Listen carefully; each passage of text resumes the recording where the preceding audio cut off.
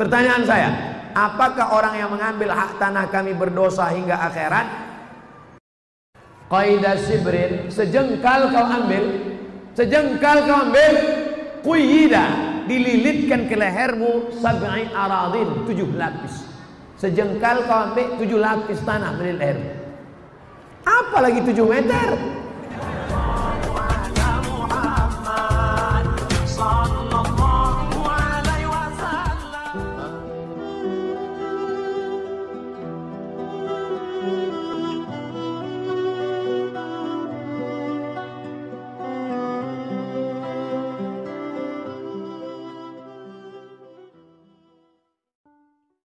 Bagaimana kalau perusahaan tidak membayar gaji karyawannya? Hutang!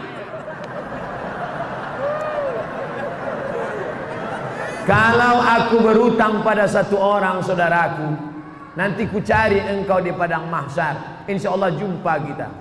Tapi kalau yang aku berutang kepada karyawan 1000 orang, wahai perusahaan-perusahaan, kau bayarlah sekarang, daripada kau cari mereka di akhirat nanti. Sedangkan di Sumatera aja payah mencarinya, apalagi di padang mahsyar. Hai pimpinan perusahaan-perusahaan, hai manajer-manajer, hai GM. Yang Ustaz tunjuk ini siapa? Kamera. Mana tahu kebetulan dia nonton streaming. Bayar hutang, bayar. Al-wa'du dain, janji adalah hutang, dan hutang akan diminta pertanggungjawaban di hadapan Allah. Sekecil apa hutangmu? Faman ya'mal mithqala dzarratin khairan yara. Hutang sebesar biji sawi akan dituntut di hadapan Allah Subhanahu wa taala. Bapak Ibu calon jamaah haji, sebelum berangkat bayar hutang-hutang. Bapak nangis kenapa? Hutang saya banyak Pak Ustaz. Tapi Bapak kaya, masa nggak sanggup bayar hutang? Bukan nggak sanggup bayar, orangnya nggak tahu di mana Pak Ustaz. Utang apa? Dulu waktu sekolah makan bakwan 3 bayar 1.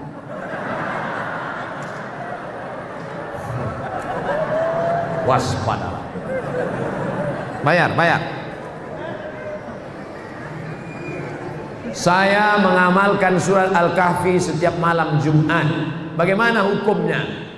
Man qara'a surat Al-Kahfi yaumal Jum'ah. Siapa yang baca surat Al-Kahfi malam Jumat, pagi Jumat, sore Jumat, siang Jumat, dari mulai habis maghrib, sore Kamis, malam Jumat, sampai habis asar, sampai menjelang maghrib hari Jumat, baca surat Al-Kahfi. Allah lahu min nur. Dia dapat cahaya. Dengan cahaya itu dia bisa membedakan mana hak, mana hoax. Mana hak, mana hoax, mana hoax, mana hak. Kita malam ini bisa membedakan mana orang, mana tiang, mana orang gara-gara apa? Gara-gara cahaya, bukan gara-gara mata. Coba matikan lampu semua, buka mata lebar-lebar. Bisa melihat.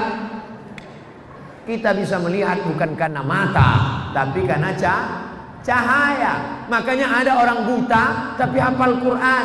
Kenapa? Matanya tertutup tapi hatinya terang. Nur cahaya. Alhamdulillah Pak Ustaz, saya sudah dapat. Bapak dapat? Iya. Kenapa? Nama bini saya Nur Cahaya. Maka siapa yang mendapatkan nur? Orang yang membaca surat Al-Kahfi hari Jumat, malam Jumat. Yang sudah mengamalkan terus, hadisnya sahih. Baik, yang belum mengamalkan segera amalkan. Mudah-mudahan umurnya sampai hari Jumat. Saya mengamalkan bacaan ya Razzaq urzuqnil ba'dal fana di setiap habis sunat fajar. Bagaimana hukumnya Pak Ustaz? Ya Razzaq, wahai engkau yang memberikan rezeki, urzuqnil ba'dal fana, berikan aku kekekalan setelah binasa. Setelah tanganku binasa dimakan cacing tanah, setelah mataku binasa dimakan ulat, berikan aku kekal abadi. Setelah, apakah doa ini salah? Tidak salah. Silakan amalkan. Ya Razzaq, wahai engkau yang memberi rezeki, wahai engkau yang memberi rezeki, urzuqnil baqa' ba'dal fana, berikanlah aku kekal setelah binasa. Binasa dunia tapi aku tidak binasa. Selama doa itu tidak salah menurut akidah, maka tidak salah diamalkan. Tapi kalau diajarkan doa, wahai penjaga laut, penjaga sungai, penjaga pohon kayu, datanglah, datang. Itu doa manggil hantu. Nanti pas setelah itu hantunya datang, what can I do for you? Syukron kasiran Ustaz, afwan. Kalau ada orang menyebut syukran, terima kasih, jawabannya afwan. Menurut Ustaz, jamaah tabligh itu baik apa tak baik? Entah. Ada orang kampung saya punya meja biliar, bola sodok, musik keras. Pergi saya ke Mesir kuliah, pulang saya kuliah, saya sholat di masjid, saya jadi makmum. Imamnya enak sekali baca ayat Bismillahirrahmanirrahim, Alhamdulillahi Rabbil Alamin. Siapa ini imam? Rupanya yang punya meja biliar dulu. Selesai sholat saya tanya, abang yang punya meja biliar bertato rambut panjang dulu kan? Iya. Kok bisa abang sekarang? Ada jamaah tabligh datang ke meja biliar. Selama ini ustadz cuma di masjid saja. Ustadz tidak pernah mengajar kami sholat. Jamaah tabligh datang, kami marah-marah. Jamaah tabligh, pergi keluar, nanti ku pukul kepala. Besok dia datang lagi. Sampai akhirnya kami muak, akhirnya kami ikut dia ke masjid. Ustadz Somad berceramah di masjid. Ustadz Somad tidak pernah ceramah di meja biliar. Siapa yang membuat preman-preman tengik tobat? Siapa yang membuat orang-orang di parkir tobat? Nih jamaah tabligh. Kira-kira jamaah tabligh ini baik apa tak baik? Yang bilang bukan saya. Saya cuma nanya aja. Jadi kalau ada orang mengatakan jamaah tabligh tidak baik, kenapa jamaah tabligh tidak baik? Karena jamaah tabligh pakai sorban, Nabi Muhammad pakai sorban. Jamaah tabligh tidak baik, kenapa? Karena jamaah tabligh pakai jenggot, Nabi Muhammad pakai jenggot. Jamaah tabligh tidak baik, kenapa? Karena jamaah tabligh mengetuk pintu rumah ngajak sholat. Itu yang dilakukan Nabi Muhammad. Assalamualaikum, ayo sholat. Ustaz Somad kenapa enggak melakukan ini? Saya takut. Orang jamaah tabligh tak ada takutnya. Assalamualaikum, Pak Haji, ayo ke masjid Pak Haji. Jangan ajak-ajak saya. Kau belum lahir aku udah haji. Besok dia datang lagi. Assalamualaikum Pak Haji, Waalaikumsalam.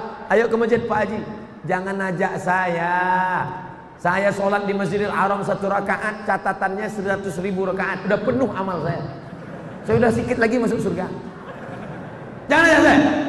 Besok dia datang lagi. Lama-lama Pak Haji bosan, udah kumat jantung. Ayolah. Nih jamaah tabligh. Kira-kira jamaah tabligh ini baik apa tak baik? Udah 2 kali kutanya. Saya punya keluarga. Ini panjang ini. Ini tak pertanyaan tak curhat. Saya punya keluarga. Oke, saya paham. Mempunyai sebidang tanah. Oke. 20 kali 15 meter. Ya. Namun tanah kami dikuasai tanpa hak oleh tetangga kami. Oke, jelas. Dengan ukuran lebar 7 meter. Pertanyaan saya, apakah orang yang mengambil hak tanah kami berdosa hingga akhirat? Qaidah sibrin, sejengkal kau ambil, quyida, dililitkan ke lehermu sab'i aradin, 7 lapis. Sejengkal kau ambil 7 lapis tanah di leher. Apalagi 7 meter? Apakah keluarga anak menantu turut berdosa karena mengetahui bahwa orang tuanya telah mengambil? Ya, yang tak tahu malam ini ku beritahu. Yang pura-pura tak tahu, tak mau tahu, aku kasih tahu. Andai tanah ustadz yang dibuat orang begini, apa tindakan ustadz? Ku lapor ke Pak Kapolres. Ada orang ngejek-ngejek saya di internet, foto saya di model-modelnya. Disangkanya saya Ustadz Somad itu baik, maafkan. Enggak. Ustadz, ini ada orang ngejek Ustadz. Kita BAP ke Polda. Berapa tahun? 4 tahun. Tenggelam kan? Jangan macam-macam. Apa gunanya di sebelah kanan Pak Kapolres, di sebelah kiri Pak Dandim, ya kan? Kita jalan sama Pak Wakil Gubernur, ada Pak Bupati, inilah masanya. Mainkan.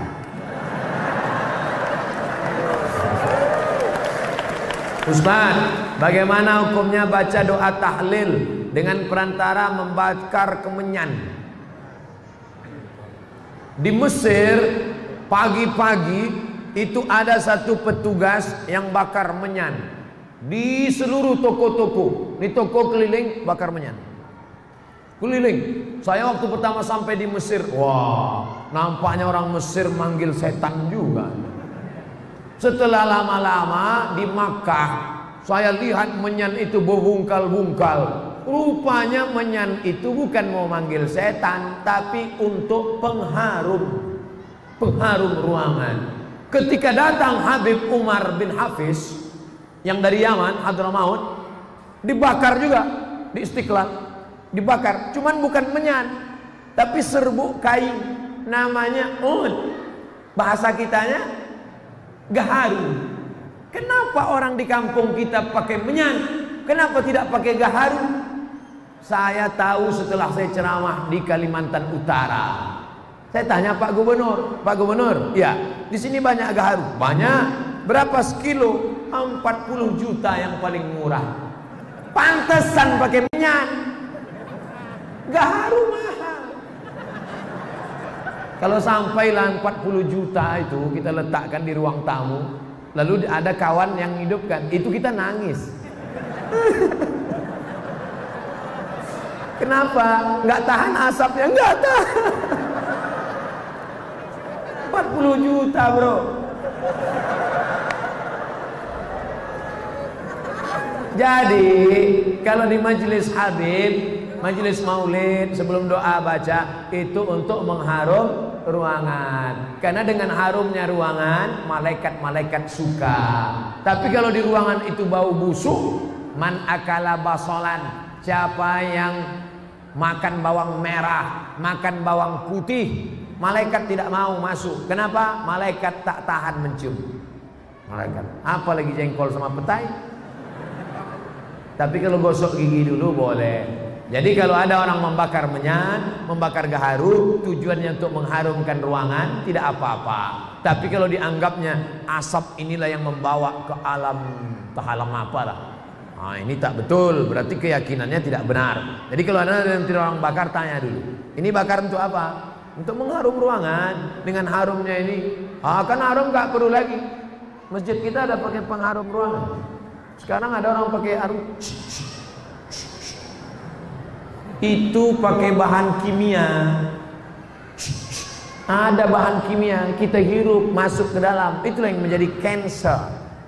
Tulisannya CANCER, cancer. Orang kita payah bilang cancer. Kenapa? Kanker.